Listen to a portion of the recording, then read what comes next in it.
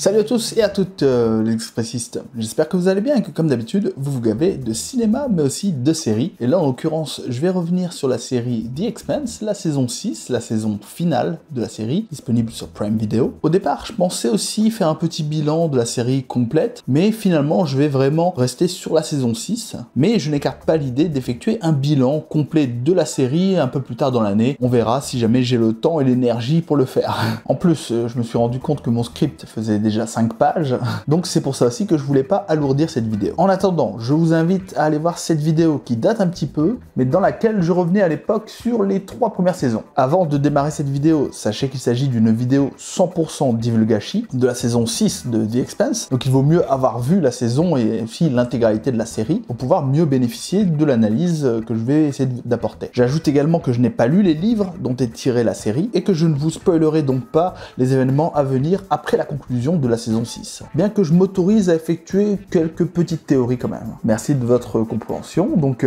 comment ça va se passer dans cette vidéo? On va démarrer avec un petit rappel des événements de la saison. Ensuite, je vais revenir sur les événements qui m'ont semblé les plus marquants. Je vais vous faire part aussi de mon avis sur la saison. Et on finira avec une petite conclusion globale sur la saison et sur le programme en général. J'espère que ça vous plaira et que même si j'ai pas pu effectuer de critiques de chaque épisode comme j'avais fait pour la saison 5, j'espère que vous serez quand même satisfait par cette vidéo et que vous serez au rendez-vous. Alors bon visionnage à tous et à toutes et on démarre tout de suite cette vidéo.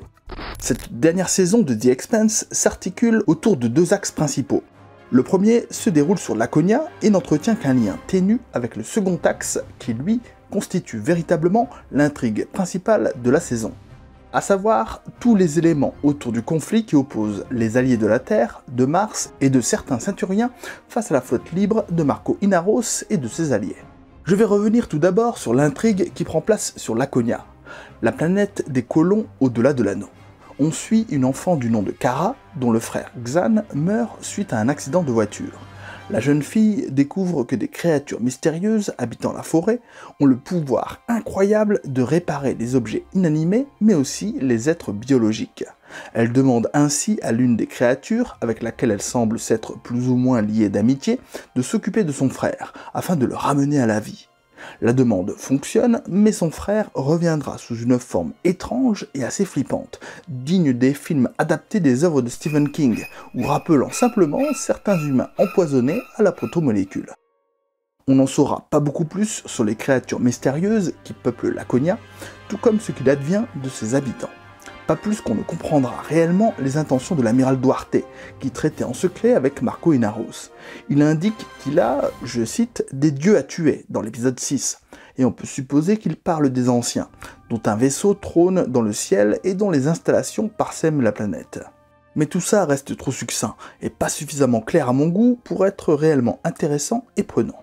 Tout cela me fait me dire que cet arc sur Laconia était empli de belles promesses, mais que malheureusement il s'avère au final assez frustrant et inabouti. Trop de questions restent sans réponse, et le lien avec l'intrigue principale semble trop lointain et mal connecté pour être vraiment pertinent. J'ajoute que le manque de développement sur les aspects géopolitiques concernant la colonie se font cruellement sentir, et que cet aspect ne ressemble pas trop à ce qu'on avait l'habitude de voir avec la série, qui avait globalement toujours pris le temps de soigner ses intrigues politiques, afin de bien mettre en avant les tensions entre les différentes factions et de permettre de comprendre les enjeux des uns et des autres. Là, avec le traitement de cet arc laconien, on a un peu le sentiment d'un îlot laissé à l'abandon et dont tout le monde se fout, y compris le spectateur. Et c'est bien dommage, car je le répète, cet arc était bourré de promesses et de potentiel. Il n'y a qu'à voir le design des créatures et autres animaux de cette planète, vraiment travaillé et sympa. On sent que, véritablement, il y a une recherche dans la création d'une faune crédible qui semble adaptée à cet environnement particulier. J'aurais aimé en voir plus également sur l'installation des colons, sur les difficultés du quotidien, etc. Bref, je suppose que tout cela est traité dans les livres, mais si c'est pour ne pas prendre le temps de traiter correctement cet arc dans cette saison 6, peut-être aurait-il mieux valu ne pas le faire du tout, et se focaliser uniquement sur le conflit opposant les alliés à la flotte libre. Donc, je ne vous le cache pas, je suis assez déçu de cette partie-là de la saison.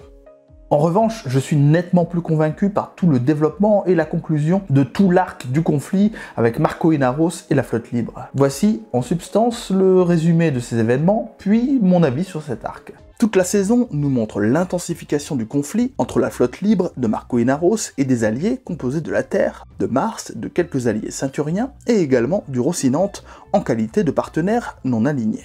D'ailleurs, l'apport du Rocinante sera déterminant dans la résolution du conflit, puisque c'est cet équipage qui parvient à découvrir les plans cachés de la programmation d'envoi des astéroïdes sur les alliés, permettant ainsi aux alliés de ne plus craindre les attaques imprévisibles de la flotte libre. Et c'est aussi le Rossi qui parvient à reprendre le contrôle de la station Medina, alors contrôlée par la flotte libre et disposant de tout nouveaux canons surpuissants, capables de détruire en une fraction de seconde les vaisseaux ultra perfectionnés des Martiens par exemple, conférant ainsi un avantage décisif aux alliés et portant un coup dur à Inaros.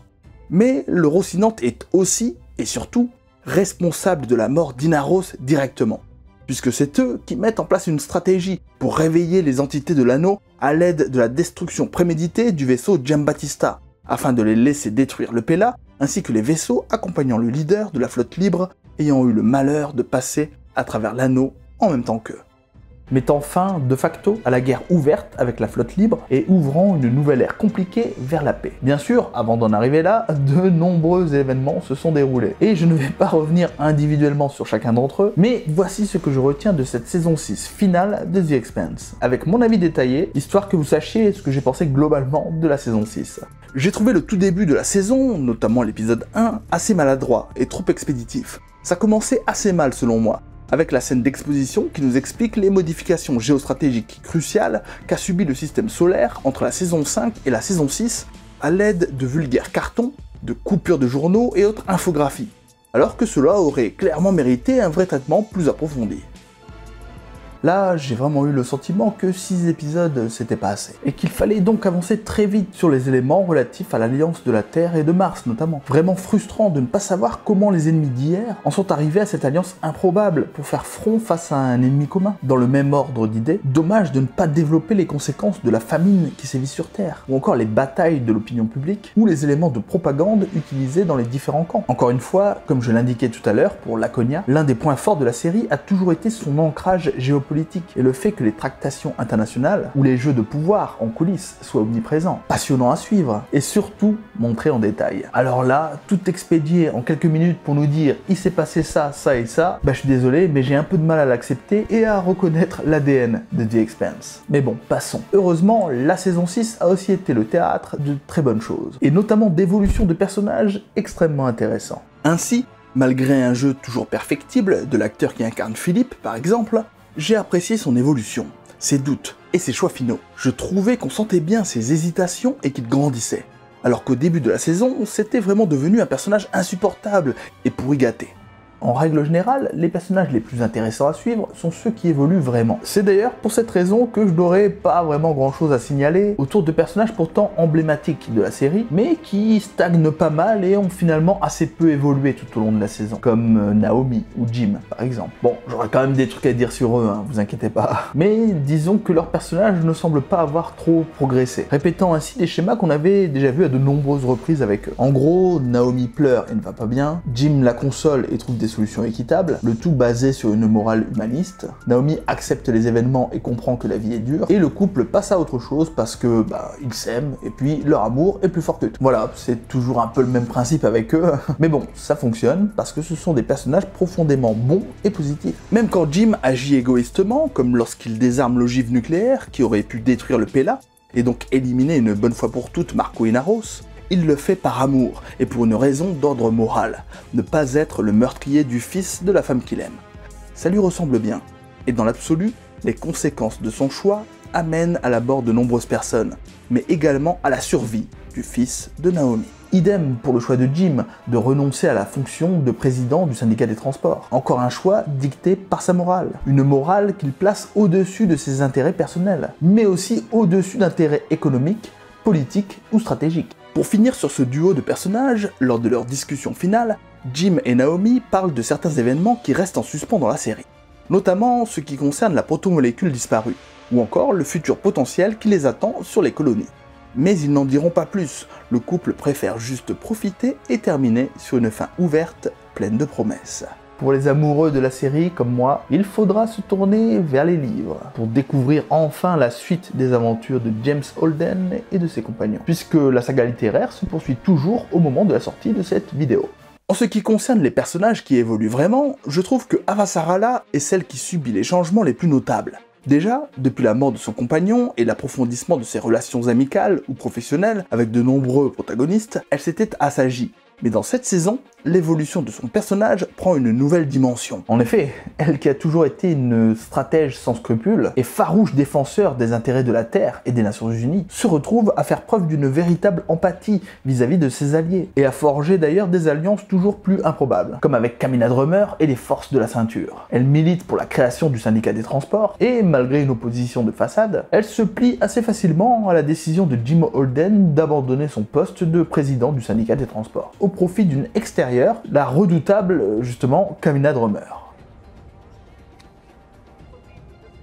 Même au pied du mur, ça a toujours été un régal de suivre ses aventures, tout en gagnant en humanité. Et même si, à plusieurs moments, elle est apparue isolée, l'interprétation de l'actrice Shoré Agdashloo est pour beaucoup dans la retranscription de son état d'esprit, dans les rares dialogues vraiment captivants qu'elle a eu à interpréter lors de cette saison. Donc, Christiane Avasarala, toujours un gros point fort à mes yeux dans cette série. Autre personnage dont l'évolution a suivi une courbe de développement plutôt satisfaisante, Kamina Drummer. Si j'étais assez partagé sur les choix du personnage de la fin de saison 5 et du début de la saison 6, de rallier Marco Inaros, et de finalement ne pas venger Ashford, le fait qu'elle finisse par se rebeller et par mener une fronde contre ce même Marco Inaros m'a semblé parfaitement ressembler au personnage.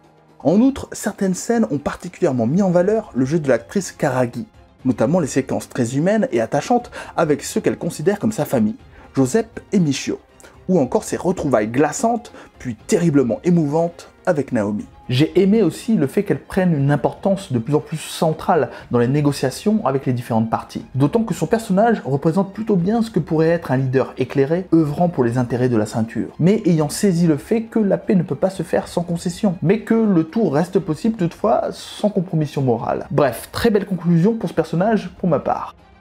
Je ne pouvais pas faire une vidéo sur cette saison 6 et en dresser un bilan plus ou moins complet sans évoquer ce que j'ai pensé du cas Marco Inaros. Je dois admettre que, bien que je trouve le jeu de l'acteur toujours aussi inégal et imprécis, j'ai tout de même apprécié les sinuosités de son parcours semé d'embûches, ainsi que ses interactions avec deux personnages. Son fils, Philippe Inaros bien sûr, mais aussi et surtout avec celle qui devient quasiment son bras droit, Rosenfeld Guoliang. J'ai également trouvé que lors de ces séquences de discours publics, où il doit haranguer la foule, comme sur son vaisseau, le Pella, pour remotiver ses troupes, ou sur la station Cérès quand il essaie de faire croire à un vent de renouveau, que ses discours avaient de l'impact, et que son interprétation était tout à fait à la hauteur du personnage dans ces passages. J'ai aimé aussi le fait de voir le personnage plus tourmenté, en tout cas au moins plus troublé, dans son ascension, dans sa prise de décision aussi, mais également dans sa relation avec son fils.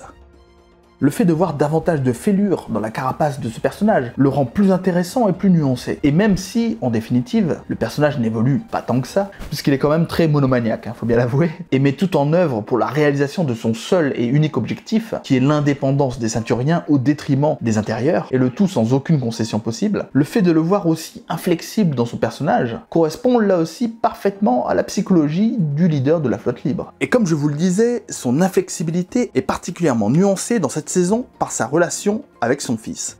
Et j'ai ainsi beaucoup aimé de voir le jeune Philippe se rebeller contre lui, et finalement le lâcher dans un instant critique. Je trouvais qu'on sentait bien cette espèce de défiance de l'un envers l'autre, et que finalement les deux étaient irréconciliables malgré leur désir de façade de rester unis. Peut-être que leur relation aurait pu être mieux développée et mieux mise en scène, mais j'ai trouvé que ça restait tout à fait cohérent, à défaut d'être extraordinaire ou parfait. Ce que j'ai vraiment aimé en revanche, ce sont les interactions avec Rosenfeld Guoliang. Là aussi, j'aurais préféré un traitement plus approfondi, et je sors un peu frustré de ne pas en avoir eu plus avec ces deux personnages réunis. Mais j'ai bien aimé l'emprise que le personnage installe sur Inaros, ainsi que la tension, souvent sexuelle, je vais pas vous mentir, qui montait souvent entre les deux protagonistes. Et puis, j'ai trouvé que l'actrice qui incarnait ce personnage le jouait vraiment bien. On sentait le vice, la manipulation, mais en même temps, ce léger recul contenu comme pour mieux signifier un instinct de survie. Bref, un personnage que j'ai vraiment beaucoup apprécié et que j'ai adoré voir évoluer autour de Marco Inaros en tant qu'éminence grise, malgré son relatif faible temps de présence à l'écran en définitive. Avant la conclusion de cette vidéo, je vais vous inviter à mettre un pouce vers le haut si vous avez apprécié le contenu. Ça permet de soutenir la chaîne et de vraiment développer les contenus. En plus, ça me fera très plaisir, donc n'hésitez pas. Je vous remercie d'avance. Et si vous souhaitez, vous pouvez également vous abonner à la chaîne ainsi qu'aux différents réseaux sociaux de la chaîne. Ça vous permettra de bénéficier de critiques exclusives, des critiques écrites notamment. Là aussi, n'hésitez pas et je vous en remercie d'avance. Et pour les plus fortunés ou les plus fidèles d'entre vous, n'hésitez pas à me soutenir financièrement sur Tipeee. Ça me permettra peut-être un jour de créer ma propre série de science-fiction pour enfin rivaliser avec The Expanse. Peut-être. Et ce sera grâce à vous. Eh oui, il faut avoir un peu d'ambition dans la vie. En conclusion, je dirais que, en ce qui concerne la saison 6 finale de The Expanse, on a droit à une fin sans doute un brin moraliste et un peu idéaliste, mais il s'agit indéniablement d'une belle fin. Une fin ouverte, où l'on sent que les personnages qu'on a aimés, et pour lesquels on s'est inquiété à de multiples reprises, vont aller de l'avant et rester soudés. On sent que le système géopolitique du système solaire, et au-delà de l'anneau, va subir une mutation majeure, avec l'arrivée d'une nouvelle faction indépendante, le syndicat des transports mené par Kamina Drummer. On peut regretter toutefois d'avoir juste assisté à une esquisse des événements relatés sur Laconia, car le potentiel d'exploration et d'histoire fascinante semblait inépuisable. Mais nul doute que tout cela sera exploité dans les livres. D'autres destins restent en suspens. Que va-t-il advenir de Philippe Inaros, devenu Philippe Nagata? Est-ce qu'un nouveau Marco Inaros, ou des suiveurs du résidu du mouvement des flottes libres vont émerger et poursuivre la lutte? Est-ce que la nouvelle enzyme, découverte par Prax et sa collaboratrice, va révolutionner le système de production de nourriture, ou déclencher au contraire de nouvelles tensions entre les détenteurs de cette technologie et ceux qui en sont dépourvus? Est-ce que Kamina Drummer retrouvera Joseph et Michio? Est-ce que Amos va finir avec Clarissa Mao ou Bobby Draper? Etc. etc. Autant de questions dont on n'aura a priori pas de réponse dans la série télé, mais qui seront probablement traitées dans les livres. A noter que cette saison nous a réservé de magnifiques combats spatiaux, tels que l'affrontement du Rossi face à 3 vaisseaux menés par le Pela du redoutable Marco Inaros. D'ailleurs, dans l'ensemble, les combats étaient nerveux, les séquences assez immersives et les effets spéciaux réussis. Autre exemple particulièrement savoureux, toute la bataille autour de la station Medina. Personnellement, je me suis absolument régalé. J'avais l'impression d'être dans un vrai jeu vidéo immersif, avec des personnages qu'en plus j'apprécie beaucoup. Ici, Amos et Draper, aux prises avec les défenses de la station et les renforts imprévus. La tension était à son comble, et j'ai vraiment eu peur que ces deux héros ne trépassent. Franchement, j'étais à fond dedans. Et j'ai trouvé que c'était tout simplement un grand moment d'action. Surtout que, d'ordinaire, on va pas se mentir, l'action c'est pas vraiment le point fort de la série The Expanse. Donc c'est pourquoi je souligne cet effort avec d'autant plus de plaisir. Bref, une saison que j'ai pris globalement du plaisir à suivre, malgré ses défauts évidents déjà relevés dans cette vidéo. J'ai apprécié le rythme plutôt haletant des 6 épisodes, les nombreux clins d'œil aux personnages marquants de la série comme Prax, Volovodov ou encore Alex Kamal bien sûr. J'ai apprécié de voir la direction que prenait la fin de la série ainsi que ses personnages attachants et qui, je le crois bien, me manqueront vraiment en un sens. J'ai adoré suivre l'évolution de cet univers réaliste et ambitieux et pourtant rempli de surprises et d'éléments scientifiques extravagants. Bref, j'ai aimé The Expanse, tout simplement. La série prend fin sur un plan très symbolique pour cette œuvre. Un plan où l'on voit le Rocinante s'éloigner dans le confin des étoiles, vers de nouvelles aventures, tel le Rocinante de Don Quichotte, dont est hérité le nom du vaisseau de nos héros, allant braver d'autres moulins dans les plaines de la Mancha. Et voilà, c'est tout pour moi les expressistes, j'espère que cette vidéo vous a plu. Si c'est le cas, il y a 2 vidéos qui devraient apparaître sur votre écran, donc n'hésitez pas à aller voir tout ça. Je vous remercie pour tout et je vous dis donc à très bientôt et surtout, allez voir des films et des séries et à très vite. Ciao les expressistes!